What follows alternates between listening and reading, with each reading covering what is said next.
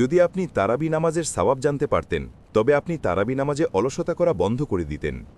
রাসূলুল্লাহ সাল্লাল্লাহু আলাইহি ওয়াসাল্লাম বলেছেন, যে ব্যক্তি ঈমানের সাথে এবং শুধুমাত্র আল্লাহর সওয়াবের নিয়তে রমজানের রাতে কিয়াম বা নামাজ আদায় করে, তার পূর্বের সমস্ত গুনাহ মাফ করে দেওয়া হয়। ভেবে দেখুন, তারাবি নামাজ পড়ার মাধ্যমে আপনার সমস্ত গুনাহ মাফ করে দেওয়া হচ্ছে। আমরা উপলব্ধি করি না, কিন্তু তারাবি নামাজের প্রতিটি সেজদায় আমাদের গুনাহের বোঝা হালকা হয়ে যায়। তারাবির উদ্দেশ্য হল কোরআন শোনা। তারাবি নামাজের সওয়াব তো পাওয়া যায়ই, তার সাথে কোরআন শোনার সওয়াবও পাওয়া যায়, যাতে আমরা কোরআনের সাথে পুনরায় সংযোগ স্থাপন করতে পারি।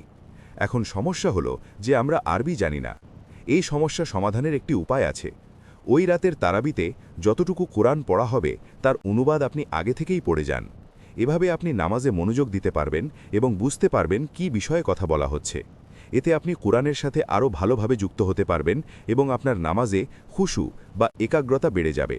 আর কল্পনা করুন, যদি আপনি লাইলাতুল কদরের রাতে তারাবি পড়েন, তবে আপনি এত সওয়াব পাবেন যেন আপনি একটানা ৮৩ বছর তারাবি নামাজ পড়েছেন। আল্লাহ একজন পরম দয়ালু রব। আমাদের সামান্য প্রচেষ্টার বিনিময়ে তিনি অনেক সওয়াব দেন। তাই আমাদেরও চেষ্টা করা উচিত যেন আমরা আন্তরিক প্রচেষ্টা করি। আমি জানি তারাবি নামাজ পড়া কঠিন, শরীর ক্লান্ত হয়ে যায়। সারাদিন রোজা রাখার পর রাতে খুব বেশি শক্তি অবশিষ্ট থাকে না, কিন্তু আমরা রমজানে সামান্য প্রচেষ্টা তো করতেই পারি।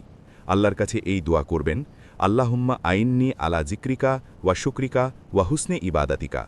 হে আল্লাহ, আমাকে আপনার জিকির করার, শুকরিয়া আদায় করার এবং সর্বোত্তমভাবে ইবাদত করার তৌফিক দিন। যাই হোক, আপনি তারাবিতে ৮ রাকাত পড়েন নাকি ২০, কমেন্ট করে জানান। এই ভিডিওটি বেশি বেশি শেয়ার করুন যাতে আপনিও এর সওয়াব পান, এবং এমন আরও ভিডিওর জন্য আমাকে ফলো করুন।